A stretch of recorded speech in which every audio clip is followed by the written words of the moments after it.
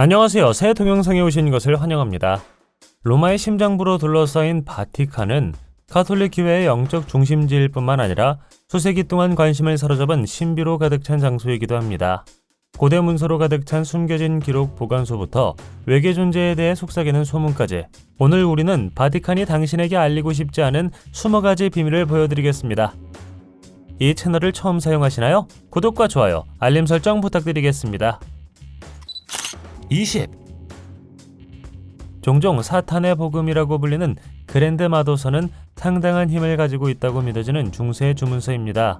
이 신비한 텍스트는 테베의 호노리우스가 쓴 것으로 여겨지는데, 그는 악마를 창조하는 동안 악마를 소환했다고 합니다. 일반적으로 16세기로 거슬러 올라가는 것으로 생각되는 그랜드 마도서는 18세기 프랑스에서 명성을 얻었습니다.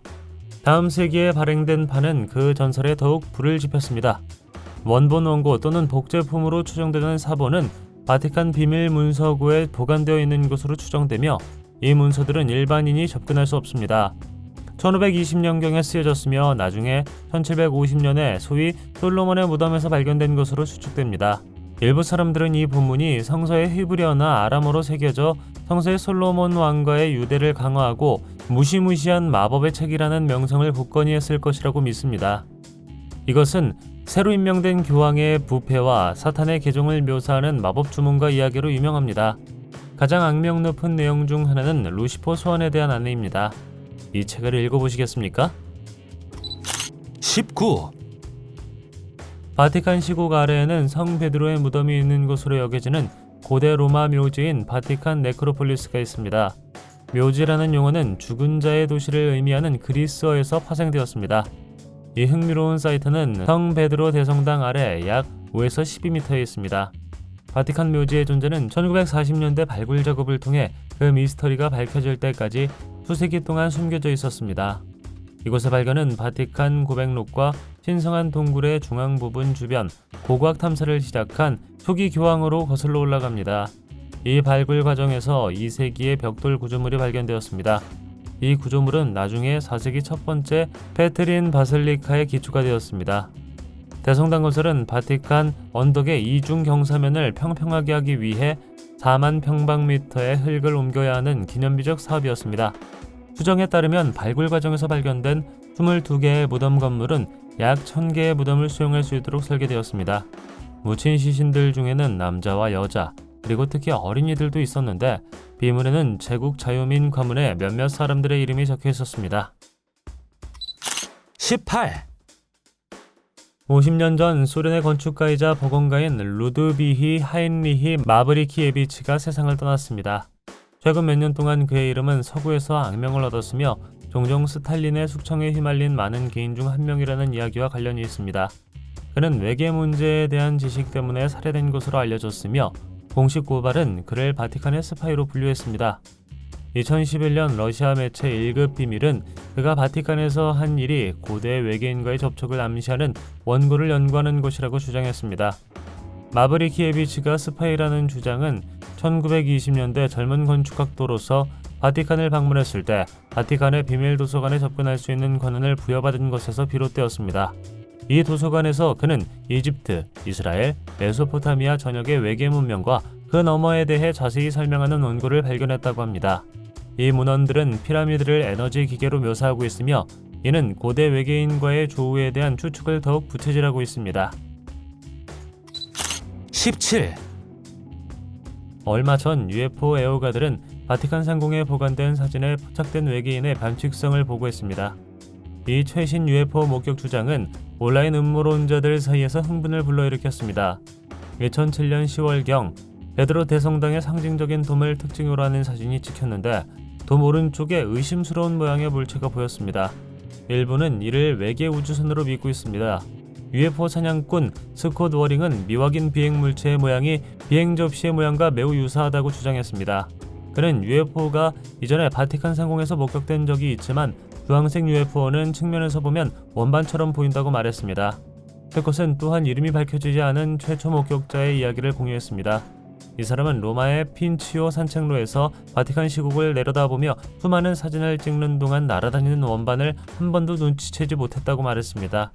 UFO는 여행에서 돌아온 후 사진을 검토하는 동안에만 나타났는데 사진이 찍혔을 때 그는 아무것도 보지 못했기 때문입니다. 16. 바티칸과 적십자가 나치 독일에서 나치를 몰아내는데 어떤 역할을 했는지 들어본 적 있나요? 적십자사와 바티칸은 제2차 세계대전 후 수천 명의 나치 전범들이 탈출하는데 중요한 역할을 했습니다.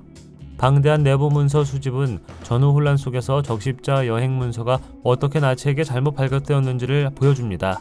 이 문서들은 아돌프 아이히만, 요제프 맹겔레, 클라우스 바비와 같은 악명 높은 대량 학살자들이 어떻게 연합군의 체포를 피할 수 있었는지를 밝혀줍니다. 슈타이나허 연구원은 여행 서류를 비교한 결과 영국과 캐나다가 1947년에 약 8,000명의 전 와펜체니드 대원을 무심코 받아들였다는 사실을 발견했습니다. 그는 그에 져서 도망치는 나치에서 이러한 발견에 대해 논의하고 있는데 이 책은 바티칸의 사고방식에 대한 결정적인 통찰을 제공했습니다. 그러나 바티칸은 이러한 문제에 대한 언급을 일관되게 거부해왔으며 바티칸의 문서고는 1939년 이후 대중에게 공개되지 않은 상태로 남아있습니다. 스타이나허는 주로 로마나 제노바에서 활동하는 적십자가 이러한 여행 증명서를 적어도 12만 장 발급했다고 지적했습니다. 특히 구나치 당원의 90%는 이탈리아를 경유하여 대부분 스페인과 북미와 남미, 주로 아르헨티나로 도망쳤다고 합니다. 15. 유다의 저주받은 유물은 가룟 유다가 예수 그리스도를 배반한 대가로 받은 은 30개와 가장 일반적으로 관련이 있습니다. 이 총합은 배신, 탐욕, 저주를 상징하는 기독교 신학에 깊이 뿌리 박혀 있습니다. 마태복음에 따르면 유다는 배반의 대가로 대제사장들로부터 은 30잎을 보상으로 받았습니다. 은 30은 배신의 대가를 나타내기 때문에 종종 유다의 후회와 죄책감을 반영하는 것으로 해석됩니다. 당시의 문화적 맥락에서 볼 때 이 금액은 특별히 크지 않습니다. 이는 유다의 행동이 단순한 금전적 인센티브 이상의 것에 의해 주도되었음을 나타냅니다. 바티칸의 안전한 금고 안에는 유다에게 바쳐진 것으로 여겨지는 실제 은 30잎이 숨겨져 있습니다. 이 동전의 존재는 전설에 흠뻑 젖어 있지만 이 동전과 접촉하는 모든 사람에게 영향을 미치는 불행과 고통의 깊은 짐을 지니고 있는 것으로 생각됩니다. 일부 이야기에 따르면 동전을 소유하거나 바라보는 사람만 유다의 행동과 관련된 저주의 결과로 불운이나 영적 고통을 경험할 수 있다고 합니다. 14. 순례자들이 성 베드로 광장에 모일 때 그들은 종종 오벨리스크 아래에서 만나라 라는 문구로 만남을 준비합니다. 이 놀라운 이집트 기념물은 1656년부터 1667년까지 지안 로렌조 베르니니가 디자인한 주랑으로 아름답게 둘러싸인 해시계 역할을 합니다. 높이가 25m가 넘는 붉은 화강암으로 제작된 오벨리스크는 시선을 사로잡는 웅장한 모놀리식 구조입니다.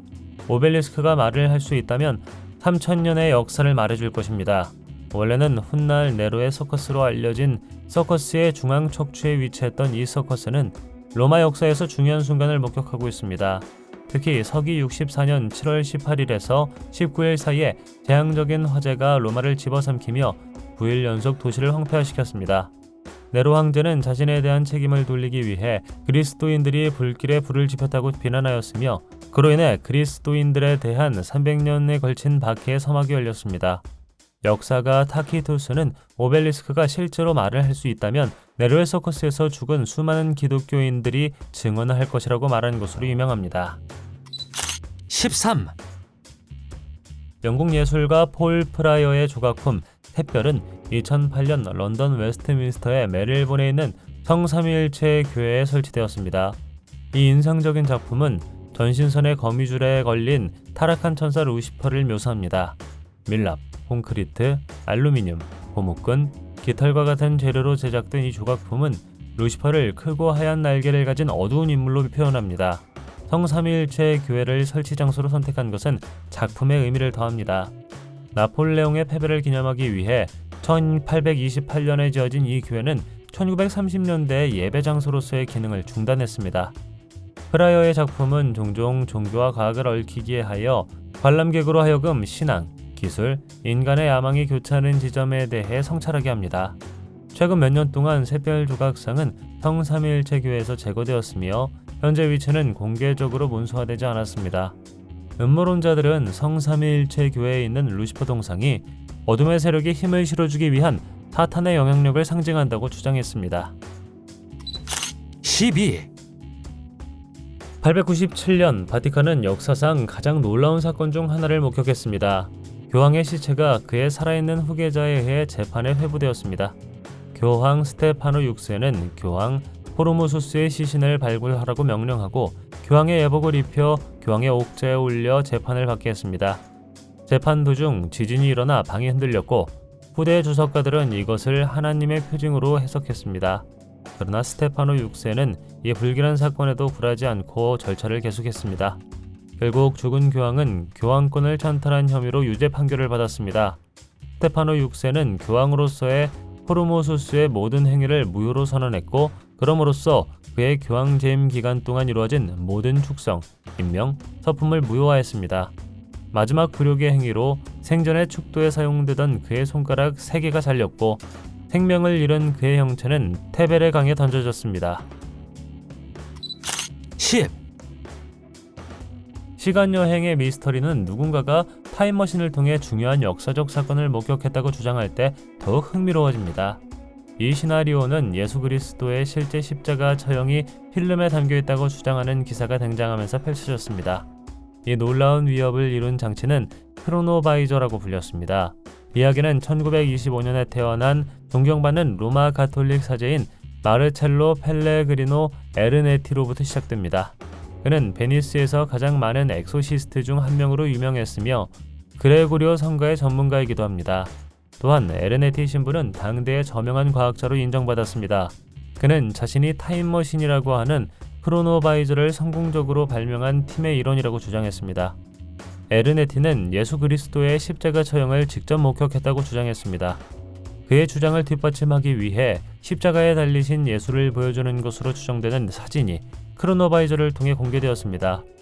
십자가 처형에 대한 그의 주장 외에도 에르네티는 잃어버린 그리스 연극을 보기 위해 크로노바이저를 사용했다고 말했습니다. 우리가 이야기를 믿는다면 크로노바이저는 바티칸 기록 보관소에서 가장 잘 보관된 비밀 중 하나입니다. 9. 시칠리아 마피아는 세계에서 가장 살인적으로 비도덕적인 조직 중 하나로 악명이 높습니다. 이탈리아 조직 범죄의 다른 분파들과 마찬가지로 바티칸과의 잠재적인 동맹에 관한 의문이 제기되어 왔습니다.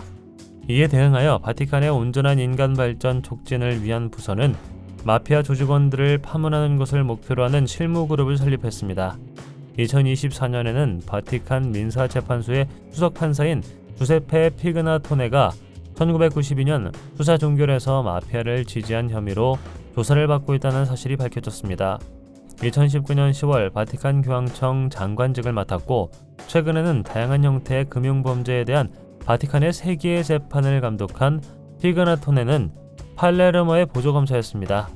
이 복잡한 연결망은 조직범죄와 바티칸의 관계에 대한 중요한 질문을 계속해서 제기하고 있습니다.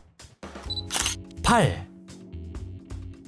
2018년 바티칸은 전 세계의 다양한 가톨릭 공동체에 관심이 높아짐에 따라 연례 엑소시즘 코스를 시작했습니다. 50개국에서 온 약 250명의 사제들이 로마에 모여 귀신 들린 것을 식별하는 방법, 동료 사제들과 개인적인 경험을 나누는 방법, 귀신을 쫓아내는 것과 관련된 의식을 탐구했습니다. 엑소시즘과 해방의 기도라는 제목의 이 일주일간의 과정은 이러한 종류의 유일한 국제 강의 시리즈로 알려져 있습니다. 2005년에 시작된 이래 참석자 수는 2배 이상 증가했습니다. 이 프로그램의 비용은 $370이며 엑소시즘의 신학적, 심리학적, 인류학적 측면을 탐구합니다. 엑소시스트로 알려진 가브리엘 아모스 신부는 자신의 역할과 엑소시스트 협회의 역할을 열정적으로 옹호합니다. 아모스는 7만 건 이상의 귀신 들린 사례에 대해 언급하며 악마는 순수한 영혼이며 무적이라고 주장합니다. 그는 악마가 어떻게 그가 사로잡힌 자들의 고통스러운 신성모독을 통해 나타나며 다양한 언어로 말하고 그의 모습을 변화시키면서 숨어 있을 수 있는지 설명합니다. 아모스는 귀신 들린 사람을 제지하기 위해 때때로 6에서 7명의 조수가 필요하며 심지어 못이나 유리파편을 토해낼 수도 있다고 지적했습니다. 하지만 악마가 바티칸 시국을 공격할 수 있느냐는 질문을 받자 아모르트는 진지한 어조로 말합니다. 그는 1981년 교황 요한 바오로 2세에 대한 공격과 악마의 영향 때문이라고 말하며 한 여성이 교황 베네딕토 16세를 폭행한 크리스마스 이브 사건을 회상했습니다. 아모스는 구체적인 증거를 제시하는 것이 어렵다는 점을 인정하면서도 마귀의 행위가 낳은 명백한 결과, 즉 예수에 대한 믿음이 결여된 추기경들과 악과 결탁한 주교들을 지적합니다.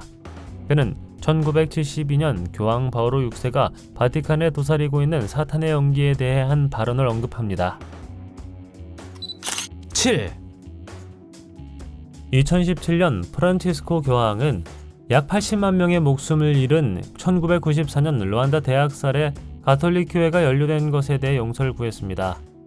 폴 카가메 르완다 대통령과의 회담에 이어 바티칸은 일부 가톨릭 사제와 수녀들이 증오와 폭력에 굴복해 대량 학살에 가담했다고 인정했습니다. 1994년 4월부터 6월까지 후투족 극단주의자들은 약 80만 명으로 추산되는 투치족과 온건한 후투족의 목숨을 앗아갔습니다. 폭력 사태는 수도 키갈리에서 르완다 전역으로 급속히 퍼져나갔고 대통령 경호대와 라디오 선전에 힘입어 더욱 강력해졌습니다. 비극적이게도 투치족과 후투족을 포함한 약 200명의 사제와 수녀들이 표적이 된 사람들 가운데 포함되었고 다른 사람들도 공범이었습니다. 은타라마 가톨릭 교회는 르완다의 6대 기념관 중 하나입니다. 주목할 만한 사례는 아타나세 세론바 신부와 관련되었는데 그는 2,000명의 투치족이 그 안에 피신해 있는 그의 교회를 철거하라고 명령했습니다. 가톨릭 교회의 명성은 지배 세력인 후투족 엘리트와의 오랜 정치적 계우로 인해 더욱 손상되었습니다. 빈센트 은생기움바 대주교는 거의 15년 동안 집권당이 투치족을 차별하는 정책을 제정하는 동안에도 집권당 중앙위원회에서 활동했습니다. 6. 코덱스 시나이티쿠스와 같은 시기의 필사본인 코덱스 바티칸은 1475년에 만들어진 바티칸의 첫 번째 도서관 목록에 포함되어 있습니다. 코덱스 시나이티쿠스와는 달리 코덱스 바티칸의 기원과 역사는 여전히 불확실합니다. 하지만 신화의 책자본과 마찬가지로 이집트, 아마도 알렉산드리아에서 생산되었을 가능성이 높다고 널리 알려져 있습니다. 이 가정은 기원전 2세기부터 알렉산드리아에서 등장한 강력한 전통에 기초하고 있으며 이는 세속 텍스트의 정확한 사본 생성을 강조했습니다. 코덱스 바티칸은 신약 성경의 원문에 가장 가까운 사본 중 하나로 간주됩니다.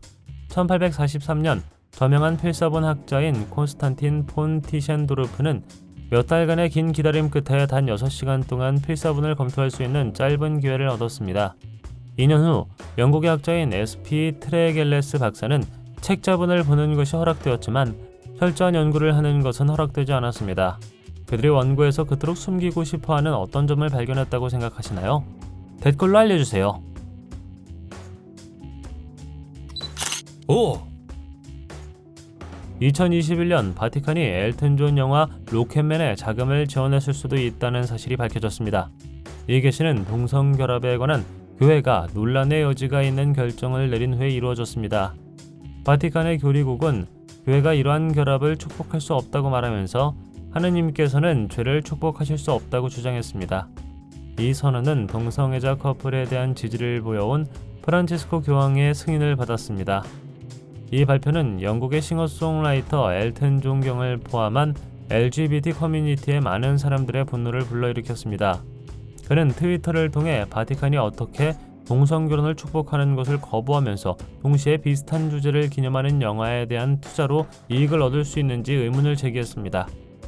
2019년 이탈리아 신문 코리에레 델라 세라는 바티칸 내에서 가장 영향력 있는 부서 중 하나인 바티칸 공무원이 부분적으로 자금을 지원받아 교회 행정에서 외교 업무에 이르기까지 모든 것을 감독하는 펀드의 투자 증거를 발견했다고 주장했습니다. 코리에레 델라 세라에 따르면 최신작 맨인 블랙과 로켓맨을 포함한 다양한 영화의 제작 자금으로 400만 달러 이상이 할당되었다고 합니다. 이러한 조사 결과에 대응해 프란치스코 교황은 바티칸의 재정 운영 재편을 지시하고 국무원이 관리하던 기금을 박탈했습니다. 4. 1970년대 바티칸 은행과 관련된 스캔들은 주로 바티칸 및 조직 범죄와 연결된 이탈리아 은행가인 위셸 신도나를 중심으로 전개됩니다. 논란의 여지가 있는 은행 관행으로 유명한 이것은 무자비한 비즈니스 전략으로 인해 종종 상어라고 불렸습니다. 바티칸은행과 암브로시아노 은행에 대한 그의 연루는 가톨릭 교회를 뒤흔든 심각한 금융 스캔들로 이어졌습니다. 그의 인맥은 파시스트 프로파간다듀를 포함한 다양한 정치 및 범죄 조직으로 확정되었습니다. 신도나의 은행 제국은 1970년대 중반, 특히 1974년 프랭클린 암브로시아노 은행 스캔들은 바티칸과 관련된 가장 중요한 금융 스캔들 중 하나였습니다. 1981년 5월에 감사에서 그 은행이 페이퍼 컴퍼니들에게 14억 달러의 의심스러운 대출을 해줬다는 사실이 밝혀졌는데 그중 상당수는 파나마에 본사를 두고 있습니다. 3. 파티마의 세 가지 비밀은 1917년 포르투갈 파티마에서 동정녀 마리아가 3명의 목자인 루치아도스 산토스, 프란시스코 마르토, 야친타 마르토에게 게시한 예언적 메시지를 말합니다. 이러한 문제들은 가톨릭 교회 안팎에서 격렬한 논쟁과 해석의 주제가 되어 왔습니다. 첫 번째 비밀은 지옥에 대한 환상인데 어린이들은 지옥을 영원한 저주로 고통받는 영혼의 무서운 광경으로 묘사합니다. 두 번째 비밀은 제1차 세계대전의 종식과 제2차 세계대전의 발발을 예언하면서 러시아의 개종의 필요성을 강조하며 뒤엎으신 성모 성심께 봉헌하지 않으면 그 오류를 전 세계에 퍼뜨려 더 많은 갈등과 고통을 초래할 것이라고 제안합니다. 세 번째 비밀은 가장 논란이 많은 것으로 처음에는 기밀로 유지되었으나 2000년 바티칸에 의해 밝혀졌습니다. 이 비밀에는 흰옷을 입은 주교에 대한 환상이 포함되어 있는데 많은 사람들은 교황과 박해로 고통받는 다른 종교인들을 대표하는 것으로 해석합니다. 비평가들은 공개된 텍스트가 원래 메시지를 완전히 포함하지 않을 수 있다고 주장하여 실제 내용에 대한 지속적인 추측으로 이어집니다. 2. 바티칸의 부활 조각상은 이탈리아 조각가 페리클 파치니가 만든 인상적인 현대미술 작품입니다. 바티칸 시국의 바오로 6세 아련실에 눈에 띄게 전시된 이 작품은 1965년에 의뢰되어 1977년에 완공되었습니다. 파치니의 작품은 20세기의 역사적 맥락, 특히 1945년 히로시마 원자폭탄 투하의 영향을 깊이 받았습니다. 이 조각품은 핵 분화구에서 솟아오르는 예술을 묘사하여 핵 황폐화 속에서 희망과 부활을 상징합니다.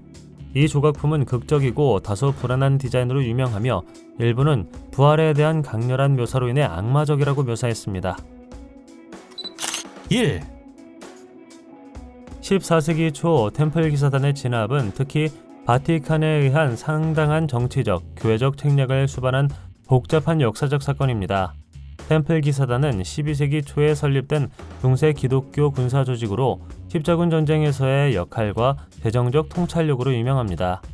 시간이 지남에 따라 기사단은 상당한 부와 권력을 축적했지만 결국 몰락으로 이어졌습니다. 템플 기사단에 대한 억압은 프랑스의 펠리페 4세 왕의 영향을 크게 받았는데 그는 템플 기사단의 부와 권력 공고에 대한 열망으로 인해 기사단을 제거하려고 했습니다.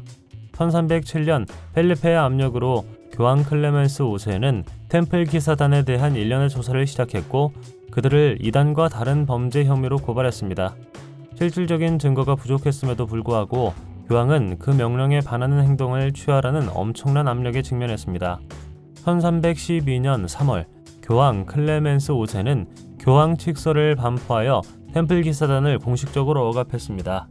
교황은 이 명령을 규탄할 이유가 충분하지 않다는 점을 인정하면서도 템플 기사단에 대한 강렬한 적대감과 그들의 재판을 둘러싼 스캔들 때문에 공동선을 위한 결정이라고 말했습니다.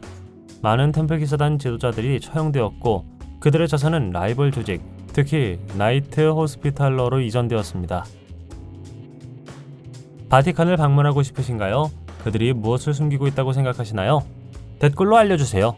동영상이 마음에 들었다면 좋아요 부탁드리겠습니다. 저희가 만든 더 많은 비디오를 보시려면 화면에서 하나를 클릭하거나 채널을 살펴보세요. 시청해주셔서 감사드리며 다음에 뵙겠습니다.